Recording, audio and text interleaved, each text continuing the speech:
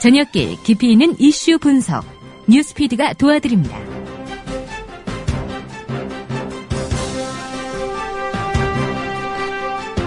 우리나라 주민등록제도처럼 평생 따라붙는 번호 부여 방식은 세계적으로 유례가 없는 것으로 냉전과 권위주의 시대의 산물이라. 권위주의 시대 주민번호가 정보화 시대를 만난 부작용이 최근에 개인정보 유출 사태였다. 그 결과 불법 정보 유출의 활성화, 대규모화, 축적의 용이성, 피해 회복의 불가능성, 이런 특징을 만들어내고 급기야 신용사회와 정보화 사회를 무너뜨리는 위협 요인이 되고 있다. 네, 그래서 나온 것이 바로 주민번호 제도의 전면 개정입니다. 잠시 후에 진보네트워크 오병일 사무국장과 이야기를 나누도록 하겠습니다. 자, 이 주민등록번호 제도 전면 개정을 담은 법안이 오늘 이제 공개가 됐는데요. 그것과 관련한 내용의 인터뷰입니다. 성균관대에서 시간 강사로 일하다가 강사직을 박탈당한 뒤 연구소 연구원으로 복직됐지만 언론과의 인터뷰를 이유로 해임된 분이 있습니다. 유승환 박사입니다. 자, 유승환 박사의 해고 무효 확인 소송 첫 공판이 어제 있었는데요. 자, 유승환 박사와 함께 이번 사건 이야기 나눠보겠습니다. 오늘 뉴스피드가 준비한 내용이 이렇습니다. 전 김용민입니다. 광고 듣고 잠시 후에 이어가겠습니다.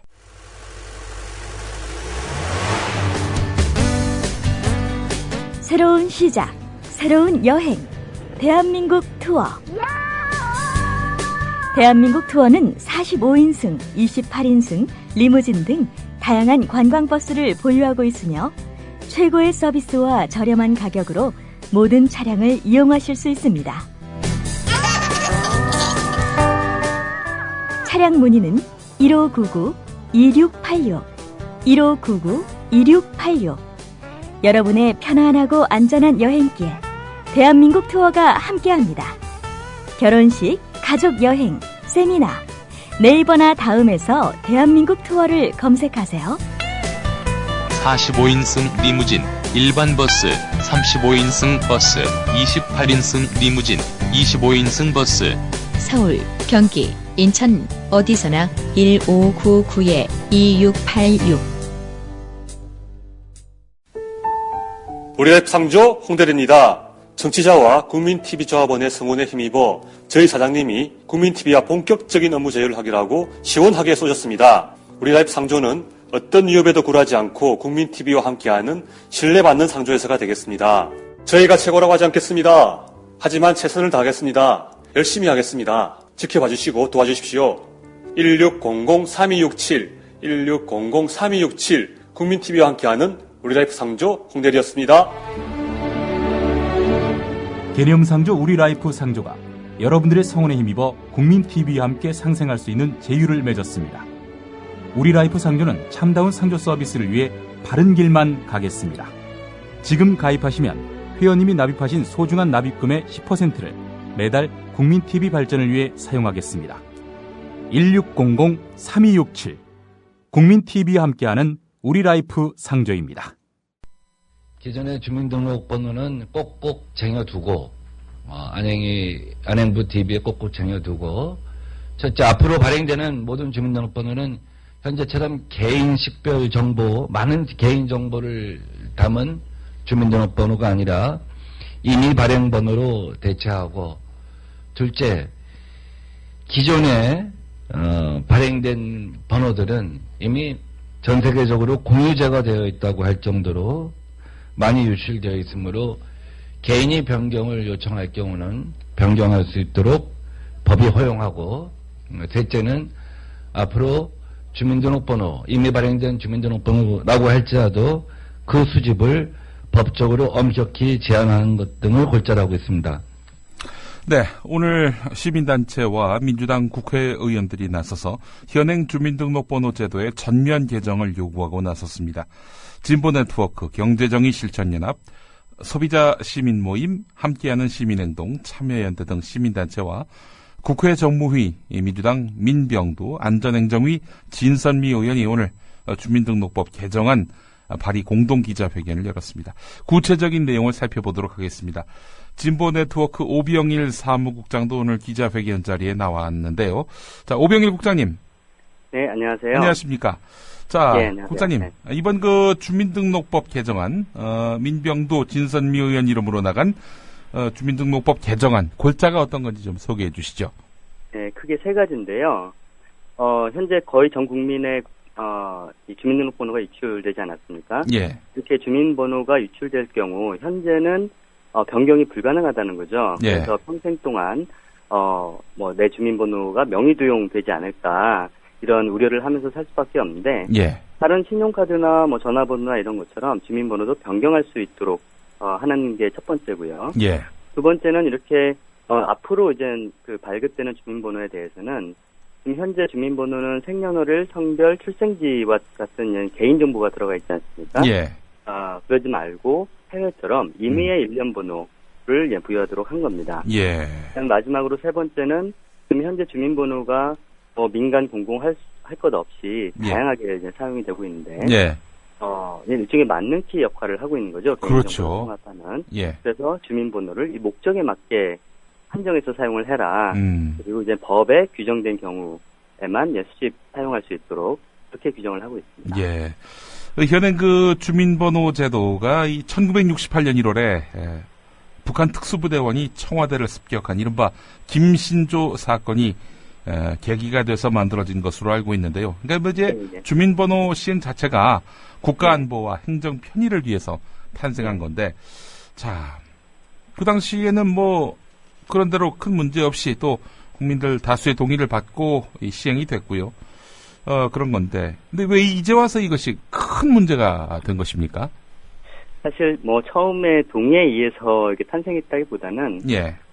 탄생 목적 자체가 사실은 주민 통제를 위한 것이었어요. 그러니까 그런 발톱이 드러나지 않았죠, 사실은. 네. 예. 아니, 법 목적을 보면, 예. 예를 들면 간첩이나 불순물자를 색출하기 위해서, 네. 국민들 전체가 일종의 잠재적인 범죄자인데, 예. 그 중에서 주민번호를 갖고 있으면 예외를 해주겠다, 사실 이런 거거든요. 그러니까 이제 전 국민이 외우고 다닐 수밖에 없던 거고. 하지만 이제 과거의 오프라인 상에서는 사실 개인정보의 수집이라는 게 거의 이제 수기로 이루어졌고, 예. 이런 것들에 대한 유출로 인한 피해가 크지 않았죠. 근데 이제 정보화가 진행될수록, 네. 수많은 이제 개인정보가 디지털화되고, 심지어 내가 제공하지 않은 정보들, 예를 들면 인터넷 이용 기록이라든가, 이런 나도 모르게 내 개인정보로 축적이 되는 거거든요. 예. 예를 들어서 통화 기록도 그렇고 버스를 타고 다닌 기록 이런 것들도 내가 정보를 제공한다고 생각하지 않지만 다 기록이 되는 거죠. 예. 근데 이런 다양한 개인정보를 하나로 묶어주는 일종의 열쇠 역할을 하는 것이 주민등록번호입니다. 예. 주민등록번호는 다른 개인정보에 비해서 이렇게 유출되었을 때 더 이제 큰 하다고 볼 수 있는 것이 예. 여러 가지 이제 개인정보를 통합할 수 있는 그런 열쇠 역할을 한다라는 그런 부분들이 있는 거죠. 예. 자, 그런 점에서 본다면은, 제가 앞서서 소개해드린 대로 대규모화, 또 축적의 용이성, 네. 결국 이렇게 해서 피해가 발생했을 때는 회복이 불가능하다는 점, 이런 점 그렇습니다. 때문에 사실은 이 주민번호 제도, 이것이 큰 짐이 될 수밖에 없다는 거죠. 개인으로 보나 네네. 국가로 보나.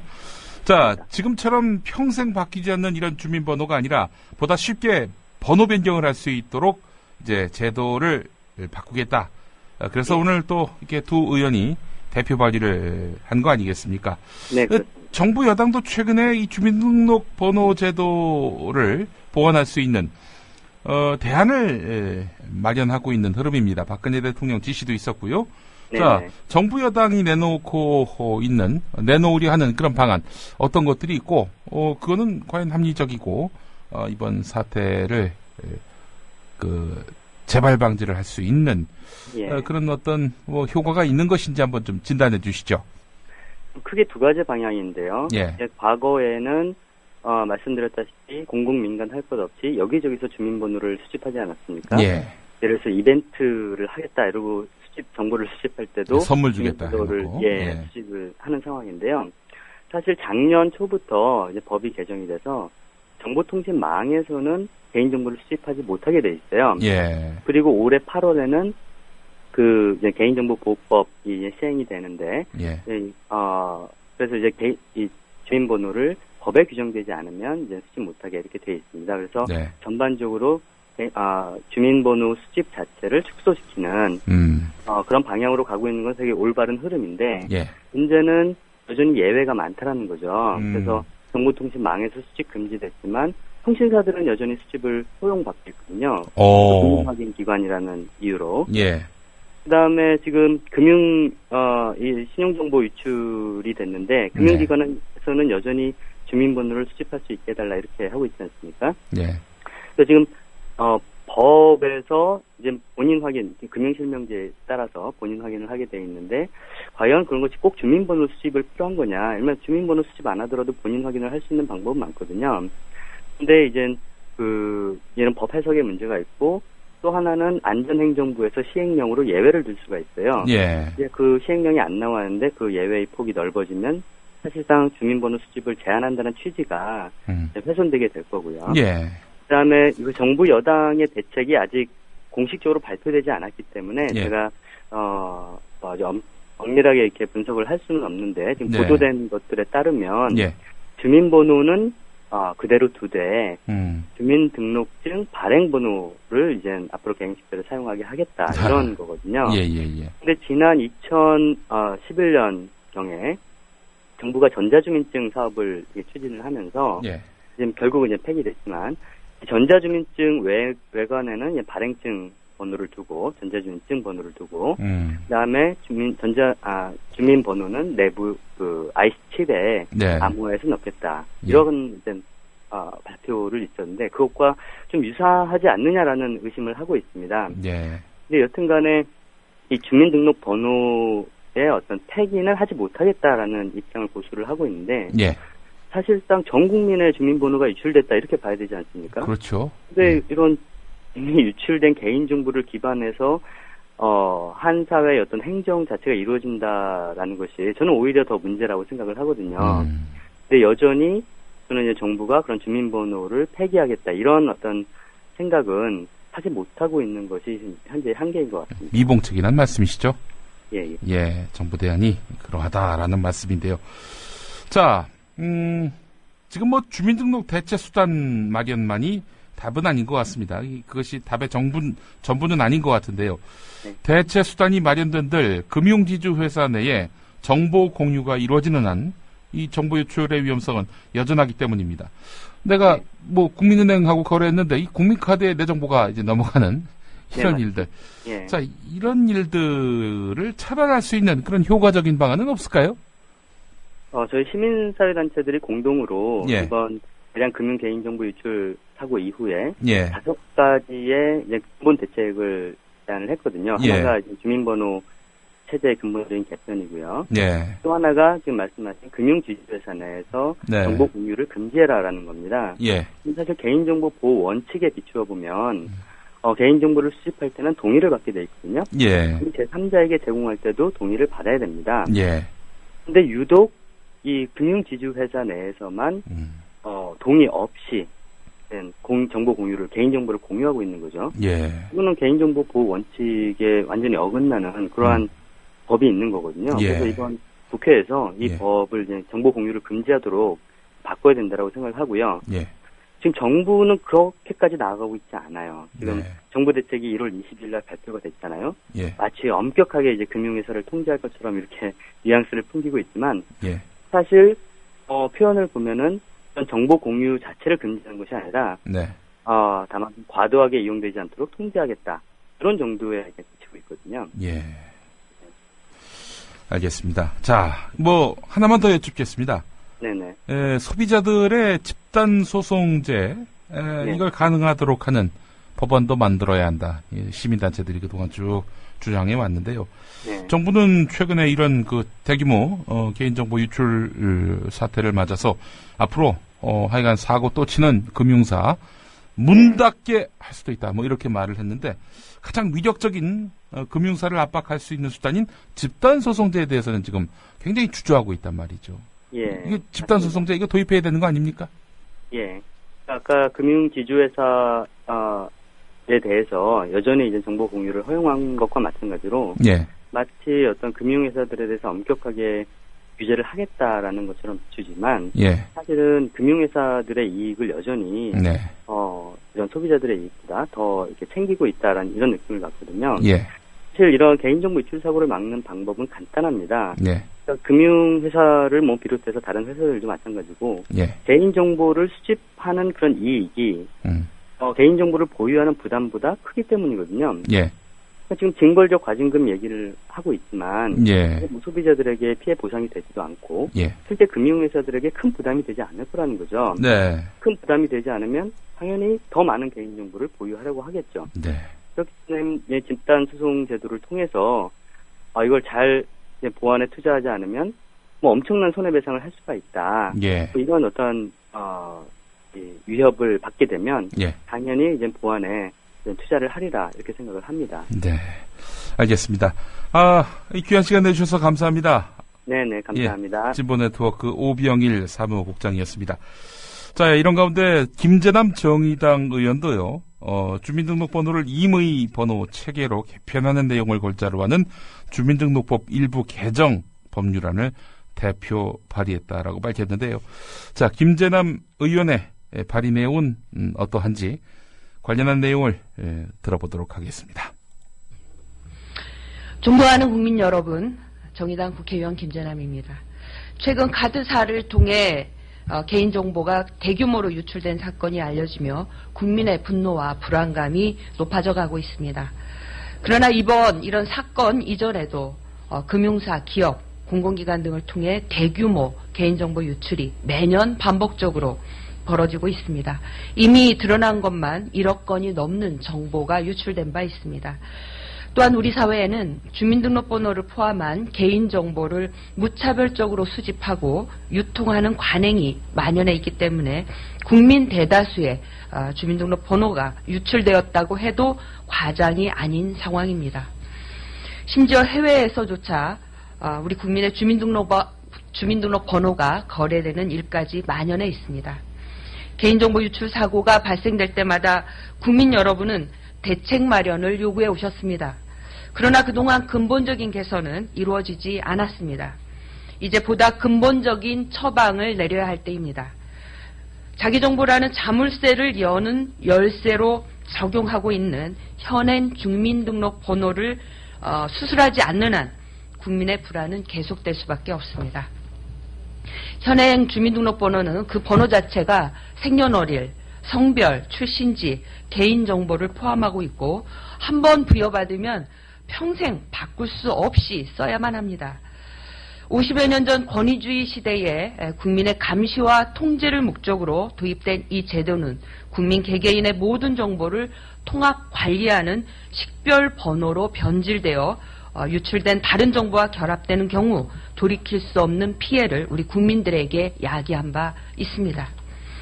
개인정보가 이윤과 권력의 수단이 되고 있고 정보의 수집이 첨단화된 정보화 시대가 도래한 마당에 이 제도를 유지하는 것은 시대착오적입니다. 이 제도를 유지하는 한 이 만능번호를 수집하려는 유인은 줄어들지 않을 것입니다. 국민의 기본적인 개인정보 자기결정권도 보장도 불가능한 상황입니다.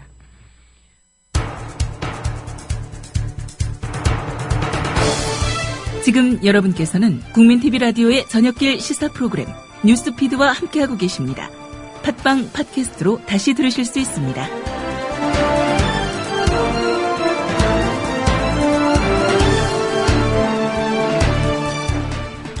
성균관대에서 시간 강사로 일하다가 강사직을 박탈당한 다음 연구소 연구원으로 복직했지만 언론과의 인터뷰를 이유로 해서 또 해임된 분이 있습니다. 유승환 박사입니다. 전 동양철학과 시간 강사였는데요. 자, 해고 무효 확인 소송을 냈고 어제 첫 공판이 있었습니다. 유승환 박사, 큰 것을 바라지 않는다. 인문학자로서 연구에 복귀할 수 있도록 해달라, 이렇게 말을 했는데요. 유승환 박사를 초대했습니다. 박사님 안녕하십니까? 예, 안녕하십니까? 예. 자, 박사님 고생 많으십니다. 자, 예. 우선 왜 강사직을 박탈당하신 겁니까? 최초 해고 그 사유를 좀 소개해 주시죠. 학교에서는 강의를 뺏은 적이 없다. 예. 뭐 이렇게 얘기를 하고, 예. 이렇게 이메일하고, 그 다음에 학교 행정실에서 보낸 문자 메시지로 강의 배정을 확인했다가, 나중에 이제 번복한 거니까, 예. 저는 거기에 대해서 이제, 이런 시를 했는데, 예. 큰 이유는 이제 그동안에 삼성재단의 학교 운영, 예. 삼성재단이 성대를 인수한 이후에, 예. 여기에 대한 이제 비판 발언이 이제 문제가 된 거죠. 그러니까 평소에도 이렇게 삼성재단의 이런 학교의 각종 운영에 개입한 부분들을 비판해 오셨고, 그게 학교 측으로부터 문제시 돼서 강의를 박탈당하신 상황이었군요. 예, 제가 좀 정확히 확인을 드리면 애초에 강의가 이제 번복됐을 때, 예. 학과 조교한테 확인해 보니까, 예. 2000년도에 학생 출교 사태가 있었는데, 예. 학생이 23명이 징계를 당했습니다. 네. 그때 이제 그 이후에 이제 징계됐던 학생들을 구제해줘야 된다. 네. 이런 이제 요청을 공사석에서 했는데, 네. 그게 이제 잘못된 거다. 예. 이렇게 대답을 들었습니다. 예. 자, 그렇게 해서 718일 동안 1인 시위를 통해서 복직을 요구하셨고요. 그렇게 해서 이제 복직을 하셨습니다. 연구원으로 이제 복직하셨는데 또 해고가 되셨단 말이죠. 얼마 안 있어서. 언론과의 인터뷰 때문이었다 그러는데 무슨 말씀하셔서 그렇게 되신 겁니까? 저는 전체적으로 이렇게 삼성에 대해서 좀 좋은 취지로 얘기를 했으나 예. 그 중에 일부 표현이 학교 측 저한테 해고 통지서 예. 또 해당 언론사에 보낸 공문에 의하면은 예. 삼성 CEO를 비난했다. 예. 이렇게 얘기를 하네요. 예. 예. 그렇군요. 자, 보도와 관련해서 성균관대 측은 유승환 박사가 계약 내용을 왜곡하고 삼성 CEO를 비난했다면서 정정 보도를 요구했는데 유승환 박사께서 정정 보도를 거부하셨다라고 이렇게 말하고 있습니다. 거부하신 거 맞습니까? 예. 일단은 왜 거부하셨는지요? 계약 내용을 왜곡했다고 하니까 예. 계약서를 그러면 해당 언론사에 보내서 네. 그 정확하게 해당 언론사가 판단하게 하라. 이렇게 제가 먼저 얘기를 했고 예. 학교에서는 그걸 보내지 않고 예. 자필로 정정보도 요청서를 네. 써달라. 예. 제가 해당 언론사에서 판단할 수 있는 문제인데 제가 왜 자필로 그걸 쓰느냐. 네. 그래서 그러면은 내가 원해서 쓰는 내용이 아니기 때문에 원하는 내용이 안 될 거 아닙니까? 예. 그러니까 이제 학교 측에서 원하는 대로 이렇게 써달라. 예. 이런 요구를 했고 그것은 초등학생들한테도 그런 요구를 해서는 안 되는 거죠. 예. 예. 자기가 생각하는 바 다 언론사에서 판단할 기능이 있고 또 대학은 말하자면 지식의 공간인데. 예. 그걸 생각을 갖다가 일정한 방향으로. 네. 대중들 일정한 방향으로 판단하도록 이렇게 조정하는 것이 잘못된 거죠. 예. 2차 해고를 이렇게 당하신 셈이 됐는데. 예. 근데 해고 과정이 그렇게 정당하지 않다는 얘기도 많습니다. 왜 그렇습니까? 예. 일단은 해고를 사안 자체가. 예. 부당한 거고 해고의 원인 자체가. 예. 그 다음에 해고의 과정 자체도 이렇게 정확하게 적법한 절차를 거치지 않았다. 소명 등의 기회를 전혀 주지 않고. 소명의 기회를 주지 않았습니까? 예. 일방적으로 이미 결정해놓고 통보만 한 거죠. 통보만 했다. 예. 이거는 글쎄요. 분명히 법적으로 문제가 될 것 같은데 말이죠. 예. 일방적으로 그렇게 해고를 시켰다는 건데. 예. 자, 어제 공판이 있었죠. 예. 어제 공판은 어땠습니까? 저는 처음에는 학교 측에서 사실관계 사실 자체를 부인할 거로 예상했었는데 예. 그렇지 않고 이제 근로자가 아니다. 예. 이런 주장을 했었는데 예. 일단 판사님은 예. 100일이 지나도록 이렇게 상대 쪽에서 답변서를 제출 안 하고 있다가 예. 그 공판장에 와서 제출하고 이런 것에 대해서 좀 지적이 있었습니다. 100일 지나서 이렇게 의견서를 낸 쪽은 학교지요? 예. 늦게 낸 거죠. 예. 시간을 끌려고 하는 의도가 있다. 네. 이렇게 느껴지고. 네. 그 다음에, 사안을 이렇게 진지하게 해결하려는 것이 아니고. 예. 그러니까, 상식에 대해서 부정하는 주장. 그러니까, 상식적인 사안을 아니라고 이렇게 주장하는 거죠. 예. 그런 점에서, 크게 잘못돼 간다, 세상이. 사회가. 그런 느낌을 받았습니다. 우리 유승환 박사님은 도서관 출입도 하지 못해서 학생들에게 책을 빌려서 논문을 썼다고 말씀하셨습니다. 이건 어떤 상황입니까, 이거는?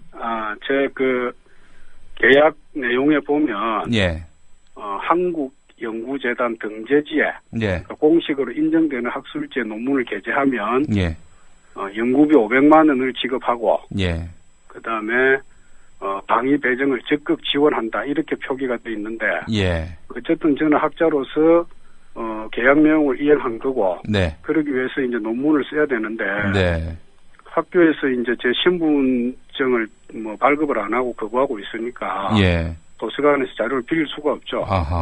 그리고 심지어는 이제 책상을 치우겠다고 압박을 가해서, 그래서 학생들이, 제 연구실 앞에서 여학생들이 교대로 지켜주고, 또 그리고 이제 제가 그 자료가 있어야 논문을 쓸 수 있으니까, 그 학생들이 책을 도서관에서 대출해주고, 이렇게 해서 이제 논문을 작성했습니다. 그러니까 비판적 연구자, 비판적 강사에 대해서 성균관대가 내심 나가지 왜 자꾸 여기 있는가 이런 식으로 유승환 박사님을 대한 것이 아닌가 그렇게 생각이 되네요. 어땠습니까?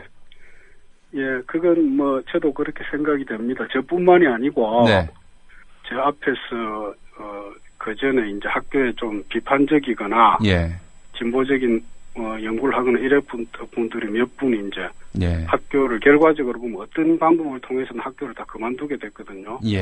그런 일이 있기 때문에 그리고 이제 학교가 특별히 사실은 이제 내부적으로 문제점이 좀 있었고 그런 것들이 알려지는 거라면 되게 꺼려했고 그런 점이 작용하지 않았나 판단됩니다.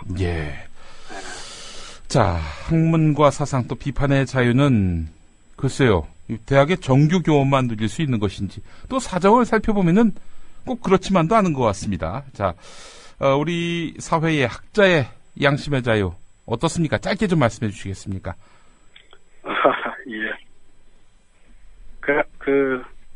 시간 강사 교원이 아니기 때문에 6개월마다 자릴 수 있기 때문에 눈치를 보게 됩니다. 그러면은 자기가 연구하는 방향과 또 강의 내용이 소신이 있을 수가 없습니다. 이렇게 되면서 자연스럽게 통제가 되는 거죠. 그래서 학문의 자유, 교원지가 없음으로 해서 학문의 자유가 없고 강의의 자유가 없고 강의의 자율성이 떨어지고 이렇게 되면서 대학 전체가 학생들이 배우는 대로 보수화돼가고 사회의 민주주의가 점점 멀어지게 되고 유승환 박사님 오늘 말씀 잘 들었습니다. 감사합니다. 네.